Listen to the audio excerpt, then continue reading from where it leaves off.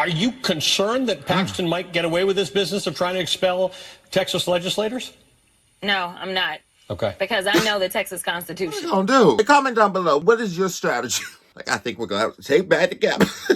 One of my theories is that we're gonna have to have international intervention at some point. Probably. No, that's my theory. That's my hope. Hey everybody, this is Dean FM, Dean Fraser Milford here for your creature comfort. And today I wanted to do another reaction video. This one's gonna be to someone Jasmine Crockett, Representative Jasmine Crockett. MAGA's map is built on lies and power grabs. And cheating, deceit, and deception. That's deceit. Bullying and controversy and dictatorship. So please make sure to like and subscribe. 4 years ago, when she and other Democratic members left the state to try to prevent new Republican voting restrictions. She joins me now. It's how we got to know you, really. You were Texas State legislator Jasmine Crockett. This is wild. They're not sugarcoating this at all. They're telling you what they're doing and why they're doing it. Yep. Oh, I mean, they are trying to sugarcoat it a little bit. You just played a clip of Representative Hunter, and I was there when he was given those remarks. And when asked by another colleague whether or not they were doing this at the prompting of the Department of Justice, at the prompting of Donald Trump, he said, "I don't know what you're talking about." And they were like, but you do realize that Donald Trump said he wanted 5 seats, and this map gives him 5 seats. He's like, I haven't heard that. So I'm just like, what are we doing, right? Like, I mean, seriously, how is it that you haven't heard that? And this is just your magic number that you came up with. Yeah. Coincidentally, the same as Donald Trump's magic number. Talk to me about people across this country, Democrats in particular, who are having a personal and emotional struggle with the idea that they feel like political partisan gerrymandering, obviously racial gerrymandering is supposed to be against the law, but political partisan gerrymandering is a bad thing, and a lot of these states have moved to bipartisan commissions because redistricting does have to happen, populations change. How do you feel about the struggle that some Democrats are having with this right now? Listen, I think that the struggle is good because it means that you still have a moral compass. Unfortunately, in the government that we are enduring at this moment, there is no morality. There is nothing but lawlessness, and there is nothing but power grabs at the expense of so many innocent people. And if we are going to preserve our democracy in this moment, this is the way that we have to engage in this fight. Now, once we get control back, listen, Democrats, I need y'all to listen to me clearly when I say that once we get control back, we have to be just as aggressive, if not more aggressive than the Republicans, to do right by the people. It is time for us to rebuild the trust with the American people. Unfortunately, they did not trust us, and that's exactly why we got here. It's not because Donald Trump is so great. It's not because he put up such great numbers. Unfortunately, so many Democrats stayed at home because they just did not believe that we would fight for them. But this is why I'm so proud of my former colleagues from the State House, because Texas Democrats, well, we do everything bigger in Texas, including fight as Democrats. So let's talk about what happens here. And I think this might be why some people across the country are struggling with this. This is not a Texas problem. If Texas creates 5 more House of Representative seats, that's an America thing. Right? That could be the distinction. That could be the difference between Republicans keeping hold of Congress in the midterm elections or not. No, it absolutely could be. I mean, think about it this way. Right now, the Democrats should control the House, but we don't. And the only reason we don't control the House isn't because we didn't work hard, isn't because we didn't raise money, isn't because we didn't put up good candidates, but it is because North Carolina, as soon as they ended up with the Republican majority on that Supreme Court, decided to redraw the lines again.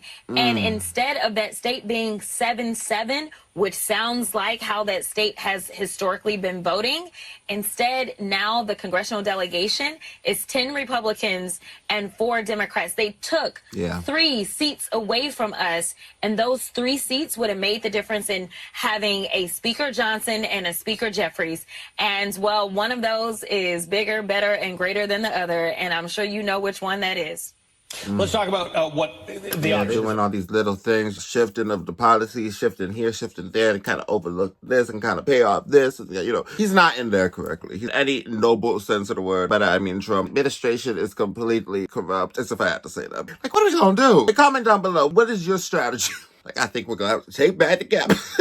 One of my theories is that we're going to have international intervention at some point, probably. That's my theory. That's my hope. What would you like to see happen as far as like a little bit of a greater step here, especially if we don't take back the House? What do you think? Dystopian prevention. California is looking at an option that says, let's put this to a vote and let the voters say that they've got a right to do mid-decade redistricting. New York is ready to trigger a bill that says if somebody else does it, we can fight back. Illinois, of course, being particularly helpful to those Texas Democrats, who, by the way, Senator John Cornyn has asked the FBI to get involved and find, arrest, or bring back the Texas legislators. Yeah, this is interesting. Oh, God. Clearly, my senator. Now, listen, I'm about to tell all of MSNBC a secret. I actually don't hate Senator Cornyn at all.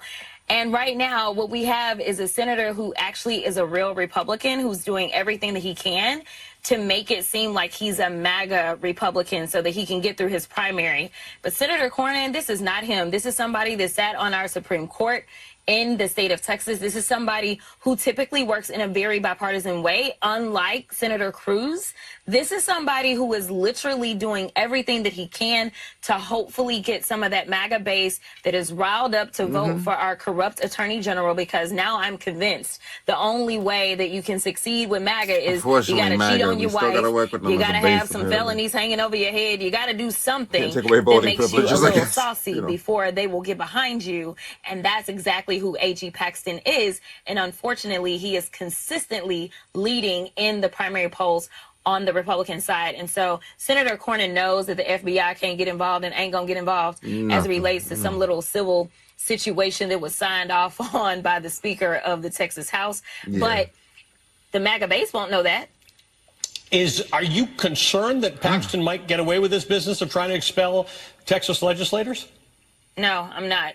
Okay. Because I know the Texas Constitution. So the only way that he gets away with that is if our Supreme Court decides that they want to throw away our Constitution. And frankly, the only thing that we've seen these courts really stand by just a little bit has been the Constitution. And in 2021, when I broke quorum, there were a number of court cases that came about, and this particular Supreme Court said that this was a political issue, and therefore they had no ability to step in and to preside over it. And so I think that they'll arrive at the same conclusion because our Texas state constitution specifically allows for and talks about a quorum break. And that's why this isn't the first or the second or the third quorum break in the history of the state of Texas. The former Texas legislator and current United States House of Representative member, Jasmine Crockett. Good to see you again. Thank you for being with us tonight. Forever proud of the Democratic Party. I'm forever proud of Jasmine Crockett. I'm forever proud of how much push I've seen happen. I know that for all intents and purposes, this is incredibly bad times. Trying times, scary times. A lot of us have our just straight up rights in jeopardy, even as people who, in all different senses of the word, a lot of us are, unless you are a cisgendered, white, heterosexual male with a good amount of coin. I think we're all pretty much technically could be on the chopping block at some point. That, my dear, was reacting to Jasmine Crockett. MAGA's map is built on lies and power grabs. And yes, we gotta fight the corruption. Stay informed, stay updated, keep watching the news. I mean, if anything, MSNBC, they got some good stuff, But also follow your independent creators whenever you can. I'll talk to you later. Bye-bye.